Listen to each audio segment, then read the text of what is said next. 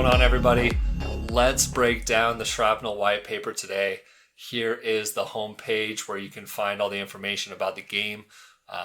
Really well designed. It's worth taking a good look at.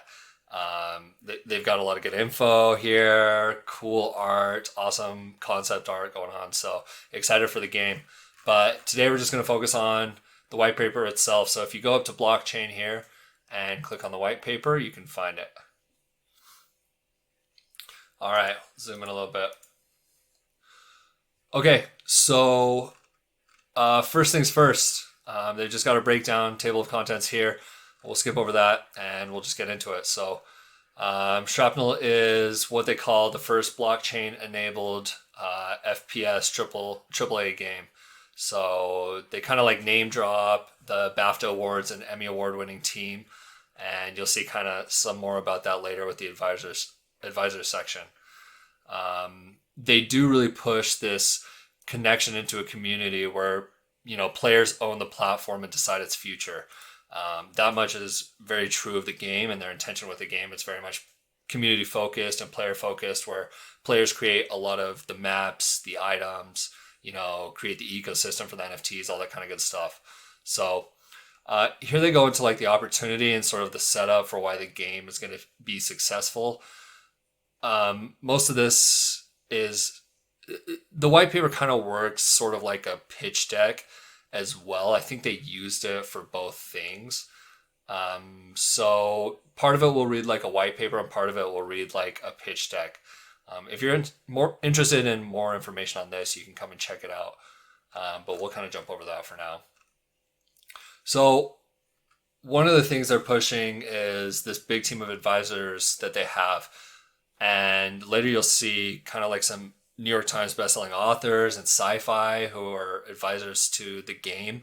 And I guess the conclusion we can make from that is that perhaps some of these guys are advising the story itself. So the world building of the story is quite cool, futuristic, but not so far in the future that it doesn't feel, you know, too sci-fi. It feels very much, you know, near future, dystopian future. So essentially in the year 2044, there's a massive asteroid that collides with the moon, and it just like sends all these meteorites to Earth.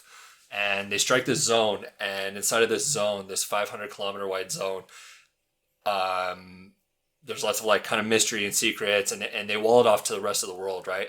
So inside of the zone, there's all these rumors to be some sort of like mysterious materials, one of which is called the compound sigma. And what's happening with this compound sigma material is that it's sort of like warping time and space, and it's enabling quantum mechanics. And that kind of like sets up the story for these nations and corporations who hire these mercenaries to go into the zone, the sacrifice zone, and try to extract these resources. So you play as one of these MEFs, these mercenaries, mercenary extraction forces, who go into the zone and try to extract the resources. But not only are you looking for this compound sigma resource inside of the extraction zone, you also are basically looking for NFTs. You're putting your own gear NFTs on the line. You know, upon other players' deaths, you're able to loot and pick up their gear NFTs. And then eventually the whole goal is to get to an extraction point and get all of your resources out from the extraction point. So that's kind of the game set up. That's how it works as a first-person shooter, but also with like a bunch of objectives in the game. So kind of a cool setup. Yeah, like it says in here, the gameplay section, tasked with finding and extracting valuable resources by entering the zone. High stakes, high rewards, so it encourages risk taking. We'll see, you know, what the balance is between playing safe and playing it a little bit risky.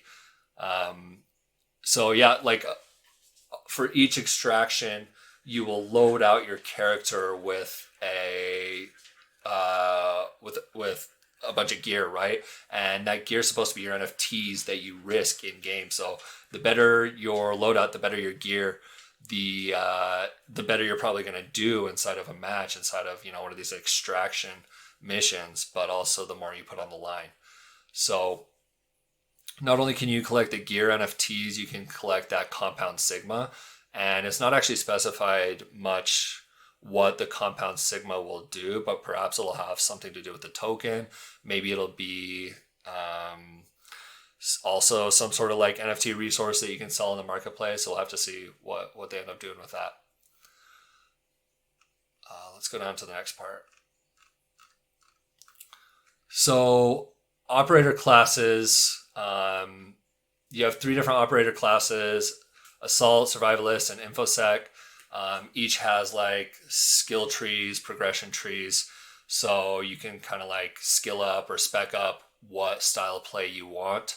Obviously, you know, if you like long range, or if you like, you know, getting down and dirty, you're getting to the straight, the front of the lines, you're going to play like with different play styles. So they also say that you can kind of like bring on alliances, like strategic alliances. So we're assuming that different game modes will have different amount of players per team. Some of it might just be free for all. Some of it might be, you know, 3 players, 2 teams. Some could be a lot more than that. It could be, you know, team versus team. It could be, you know, different factions, different mercenary forces all going in together. The game and the white paper later kind of pushes this idea of all these different mercenary forces having their own headquarters and sort of banding together to not only like create maps or like, you know, band together to play the game, but also kind of like show off your gear, or show off, you know, your like mercenary faction branding, all that kind of stuff. So we'll see exactly what this develops into, but for now it's a little bit open.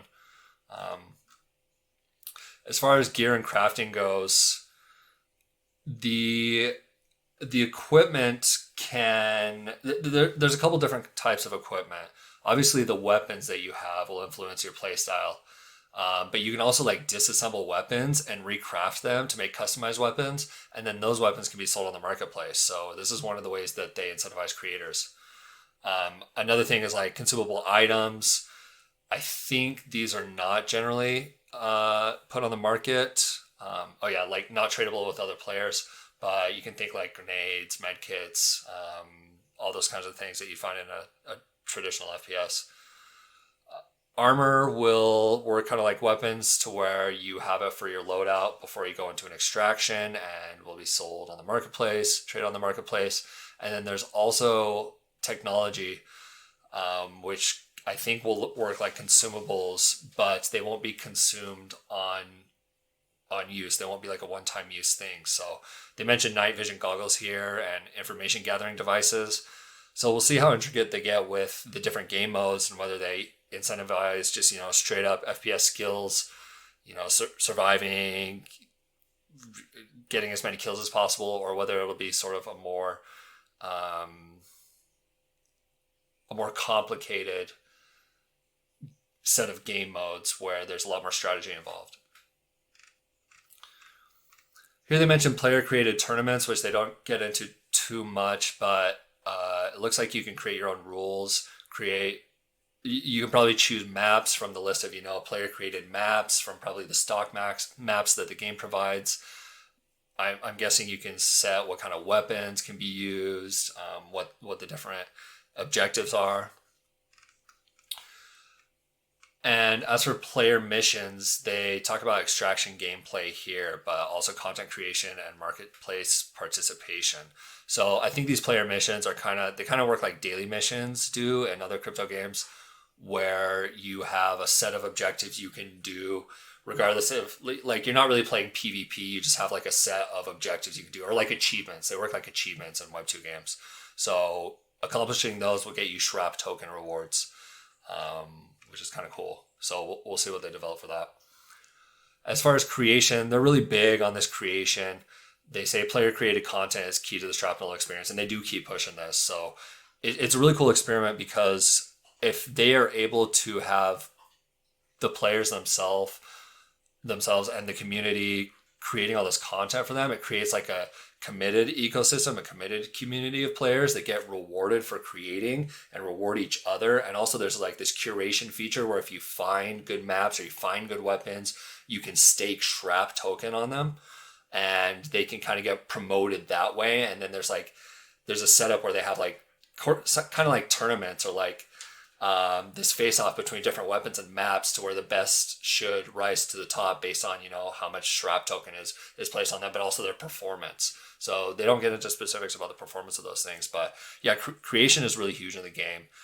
And they also say that you can mint that content that you create into NFTs, which I think really opens the game a lot and incentivizes people to create. And it's not just the team issuing and creating these things. Like, you think to all these other FPS games and how these, modded game modes or these player created game modes became like spin-offs or games themselves. Like, I think they're really looking into the future with this one. I think they're considering incorporating their community and doing it in a very fresh and unique way, where Web3 is adding all these things like token rewards or NFT rewards, or a thriving marketplace and ecosystem for these players to create content constantly. They have a couple flows like this and how it works, but essentially, yeah, you can create items, you can create maps, you can mint those, go to the market here, and then obviously there's sellers and buyers that make up the marketplace, like any marketplace. There are base assets that the game provides. There are vanity items, which are the kind of player created items, and there's maps which can also be created. So I think everyone should have a decent idea of how that's going to work. As far as like the tools they're going to provide to create the maps, I imagine they'll have they'll have base assets and prefabricated assets to get you jump started on creating high quality content. Whether it develops beyond that, whether like players are gonna like be forking code and like, actually modding the original base assets in the game is it remains to be seen, but we'll see exactly how they handle that. As for discovery is kind of like the curation tool that I just mentioned.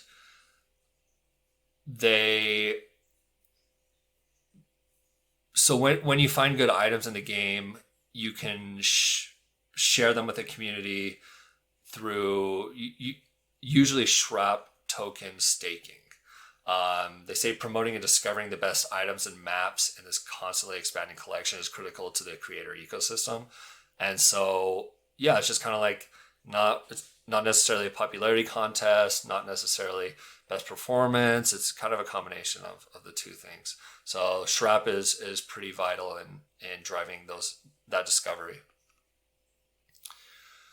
They also have some more stuff about community involvement, even though it's already like extremely community based. They talk about DAO governance. That'll work like a lot of other gamify project DAOs work. Design, roadmap, and aesthetics. We'll see. I imagine that'll also be through SHRAP staking.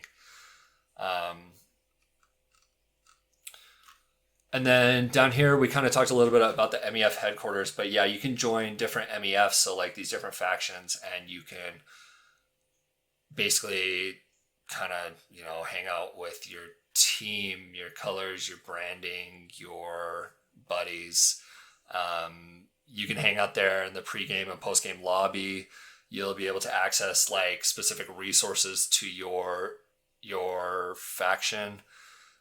You can show off your creative skills, relax between games, show the achievements of your faction. All sorts of cool stuff like that. Oh, and you can customize the appearance of your headquarters, which is kind of cool, I guess. Maybe they'll use the same like building block tools that they use for the map building. But yeah, if it looks anything like that, excited to see what goes on there. For the reputation system, this one was kind of interesting. Basically, you have like this trifecta of reputation points that you can earn. It kind of incentivizes like being a good sport, but it also incentivizes creating and playing. So it's cool that they're putting some focus on this. We'll see how they actually enact that and come down on some rulings in specific cases. I guess maybe that'll be yet to be seen. For the economy, basically the four pillars are playing the game, creating in the game, curating, and owning land. And the top three, they have a lot of detail about. You can discover those in detail. The bottom one for land ownership does not have so many details yet. So we'll see what land ownership means. I think a lot of these crypto game metaverse or just, kind of land sales in general, this kind of stuff is still developing. So this will be an experiment just like all the other ones. And what kind of incentives you'll get for being a landowner remains to be seen. As for the token, this is a list of things that the token does in the game, including governance. Running validators is a pretty big one. It's interesting that they're going to have their own validator nodes. Kind of cool. So you can stake SHRAP on the validator nodes in the SHRAPNEL subnet. They are planning to launch on a Avalanche subnet instead of on like the C chain, for example. So it's cool to go straight to subnet. We've seen some issues with Krabata migrating over to a subnet, who's kind of the first big one to do it on Avalanche. So we'll see if they, the move of going straight to the subnet pays off. It's interesting they're doing that.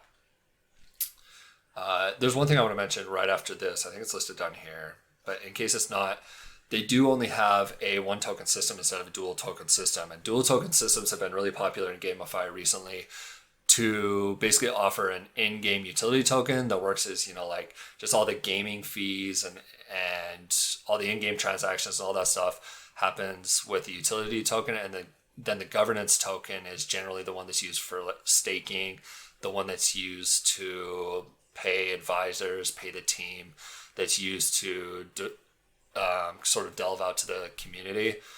So them doing a one token system is sort of an experiment, even though it seems more natural.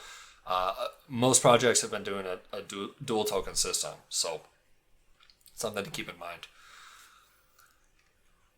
SHRAP will be used to pay fees for content. The default currency of the SHRAPNEL marketplace.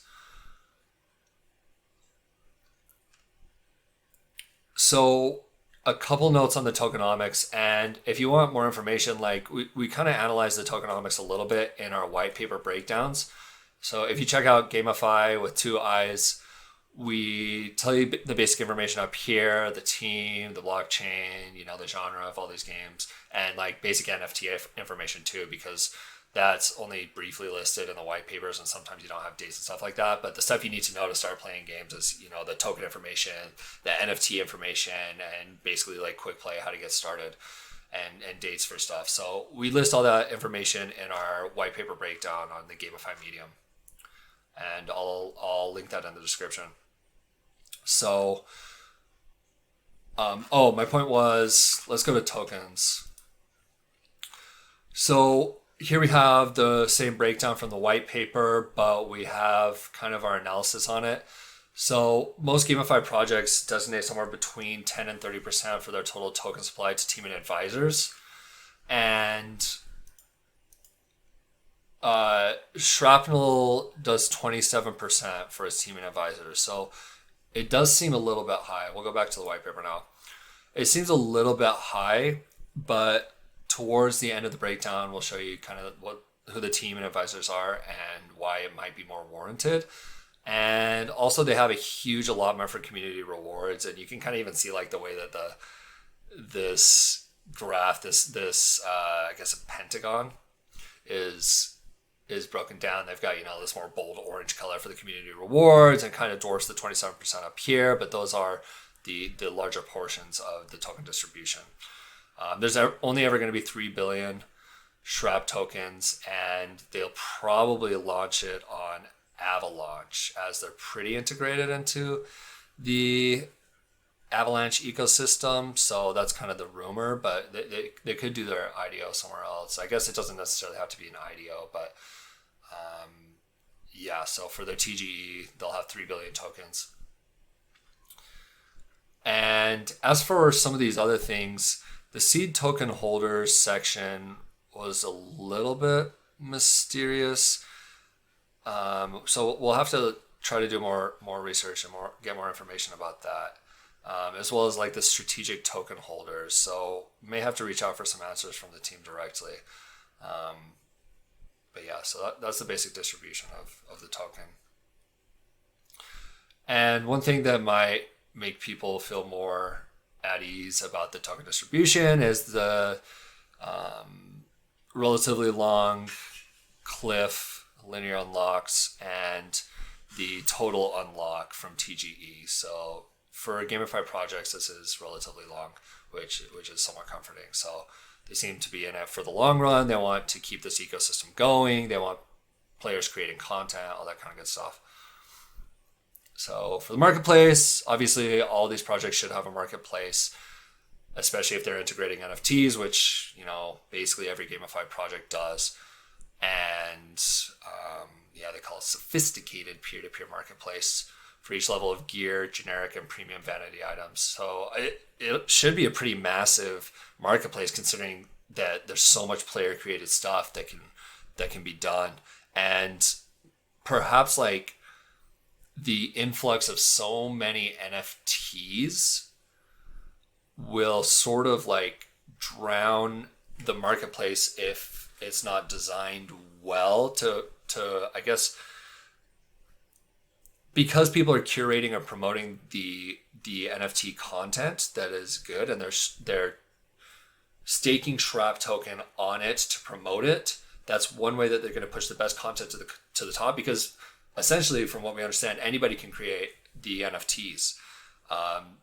There could be a minting fee, perhaps in SHRAP, but if it's a really low minting fee or there's no minting fee at all, then there's going to be a flood of NFTs. So hopefully the design of the marketplace is sophisticated enough that it's easy to find the content that you want and find the best content.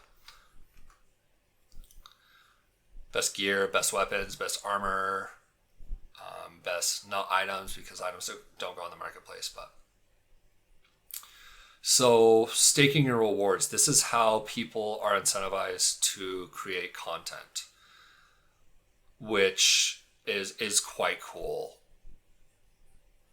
And it seems like they've kind of really figured something out here to be able to reward people for creating content that other people are going to play in the game, and having people promote and curate that content by utilizing the SHRAP token to, stake the SHRAP token, which should help appreciate the price of the SHRAP token. Like, I think they're really onto something here. So basically, this is kind of the breakdown of how it works.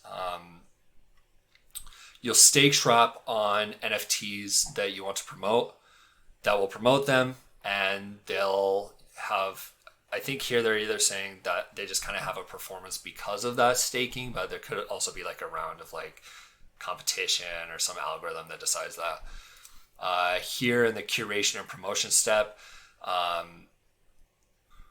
this level of content is available for promotion and staking. The best content will be promoted to the competition tier at regular intervals. Okay, so this is going to be like an intermediary step where I think you can further stake SHRAP on the content that has already been staked on that you like, that can get promoted based on more staking, more SHRAP token staking, and can be promoted to the competition tier. So once you get to the competition tier, then you compete with other content, and the performance decides who gets the staking rewards. So they don't specify exactly how the competition tier works. SHRAP staking is one sort of competition, but perhaps it seems uneven because, those with more SHRAP tokens might be able to kind of like outweigh others. It's kind of like the problem with DAOs and, staking for voting. So we'll see exactly how they manage that and how they break that down. For map rewards, essentially the idea is that all these maps that first get created start in this area out here, the light gray, and then when they get promoted one time, they get to this VIP area, and then the goal is to get to the podium, the center of the podium. And I think at each of these steps there's some incentives. So yeah, so as maps gain players in SHRAP, they increase in size and move closer to the podium. And then at the top of the podium will probably be bigger rewards, because I imagine you'll get rewards for each step of the way here, sort of based on this breakdown up here.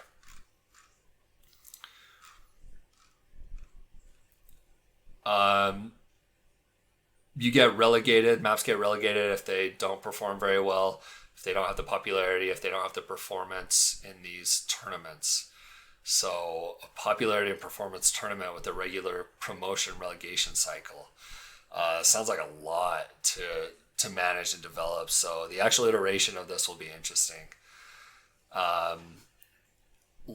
Perhaps this is where landowners come in.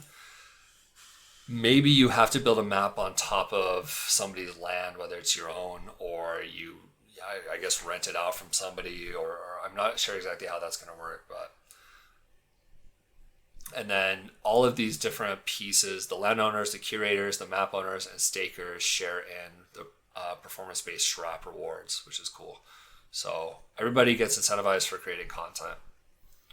And to promote content, you need to stake the token that is given out as rewards. Just cool ecosystem for this token.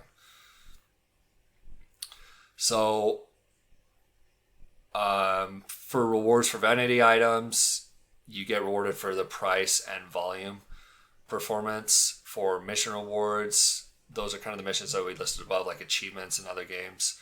You can receive regular SHRAP rewards by participating in goal-oriented missions. So that could be all sorts of things. It could be like joining a faction for the first time, or I don't know, trading an NFT in the marketplace. We'll see exactly what those turn into. These are breakdowns of their 4 most important ways of like participating in the game. So the first one is the player flow. We won't get into them very much because we kind of have already, but it tells you what the ecosystem looks like for you if you are first and foremost a player, or as a curator, how do you get rewards? What's the process? Same thing for creator. What do you do as a creator? What do you create? What kind of process does it go through? What kind of rewards do you get? All that kind of stuff. So the flows are kind of cool, but we won't get into them now. As for the market, they're talking a little bit more about the potential of AAA FPS, blockchain, talking about monthly active users, potential, stuff like that. So more pitch deck stuff. Not really for us. We're already kind of sold on the game. So okay, so we also didn't break down this stuff in the white paper. We do have the roadmap listed. Roadmaps are always subject to change, so remember that. Sometimes they add things that happened in the past that they didn't see coming up, but that they achieved as a team. Often they change the dates or the exact items on the roadmap in the future. So it's helpful to check back on this occasionally and check especially the Discord for updates on this kind of stuff. As for the game technology, they are using Unreal Engine, which has been a big trend lately in GameFi, is to build on Unreal Engine. Here they talk about Bifron and AnyBrain. So AnyBrain's kind of like security, anti-bot type stuff, and Bifron is, I think, more like audit type stuff. Launching on Avalanche, lots of games launching on Avalanche lately. Cheap transactions, good for developers, great for developing on. Lots of developers, growing quickly. And yeah, we don't know much about Amber Group. A little bit more about the pitch deck. So we're going to get down into the team. The leadership team is still somewhat interesting. A lot of guys with a lot of years between them in gaming. Says this Mark Long guy has built titles on every platform since the beginning of gaming time and history. I think these are interesting enough. They've worked on a lot of different projects across a lot of different games. But I think it starts to get a little bit more interesting when you get down here to the advisors. So if you scroll down to the project advisors, first you see Myth, the big time Twitch streamer, big time Fortnite pro player. So it's cool to see and interesting to wonder what kind of involvement these advisors have, how much influence they have on the game, how much their say is taken into consideration.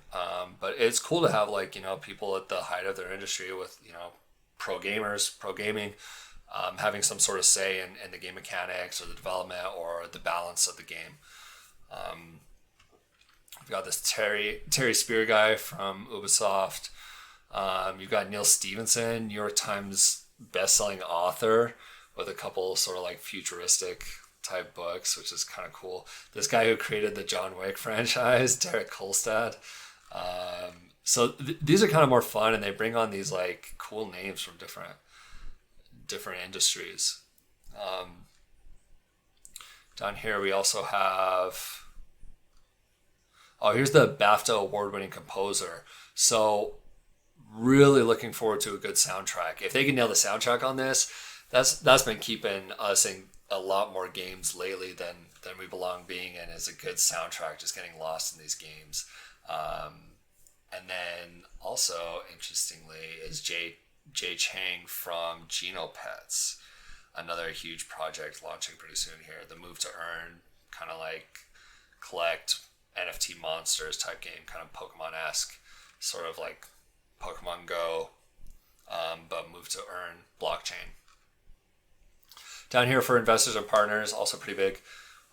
You've got Razor up there, which is cool. Dragonfly Capital, big crypto. Three Arrows Capital. Who else is big here? Avalanche, probably either Ava Labs or Blizzard Fund from Avalanche put in for this. Merit Circle is a guild. OKX, the exchange. Let's see who else we have. GuildFi, also a guild. Unix, also a guild. Shima Capital. So pretty interesting there. And then I think the other cool little tidbit is Dennis Fong here. Thresh, who the League of Legends character Thresh may or may not be named after, but sometimes considered the first pro gamer.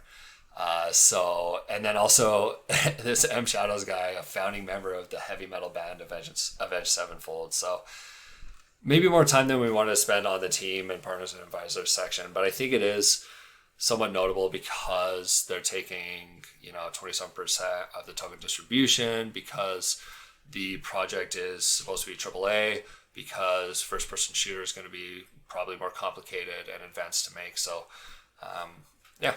Okay, so maybe more time than we usually spend on the team and advisors and partners, but they are taking home 27% of the token distribution, and this is, supposed to be a AAA game. First-person shooter, makes it more complicated to develop, and they did kind of bring on some big names for advisors and partners. So because of all those reasons, we took a little bit more time on that. But regardless, I think Shrapnel is going to be a really fun game to watch. I think when the game launches and hits the Avalanche blockchain, I think GameFi will be pretty ready for it. So that is our white paper breakdown. We are currently in the process of minting the NFT operator series, which we didn't go over in this because it's not in the white paper breakdown.